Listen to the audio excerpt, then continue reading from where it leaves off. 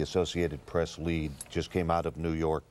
First of all, let's check in with Dave Staddard at the Pentagon. Dave? It collapsed right now. As you can see, I assume you're taking our picture. I do not have a monitor, but right now we just had a middle section here of the E-ring of the Pentagon collapse from the amount of fire and destruction from this. So obviously there was a great deal of damage here. It just collapsed. We don't know who is inside or how many people are inside. You heard somebody, one of the people who was inside the building, talked to us a short time ago and said this E-ring of the Pentagon has a great many senior officials. So if somebody was planning something, this might have been the place if they wanted to get senior officials. Again, most of the fire on the outside of the building has been extinguished. There's still some spot fires on the outside of the building, and still, from what I can see, a great deal of fire inside. So now you have a gaping hole on the west side of the Pentagon here at Washington Boulevard, and this collapse just happened. It was not an explosion, a secondary explosion. This apparently the damage from the great deal of fire and the structural damage from the plane crash.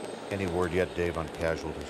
Other than seeing the two people we saw medevaced who had serious burns, I can't confirm any others. They've been working on people, but we don't know what's inside that building, to be honest with you. So certainly anybody in those windows or in those offices by those windows, you have to be very, very concerned about right now.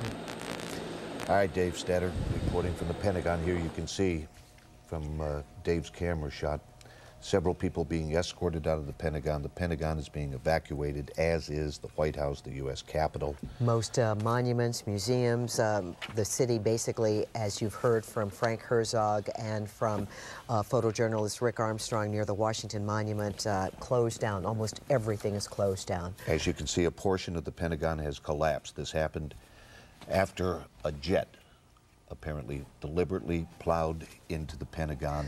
We have Daniel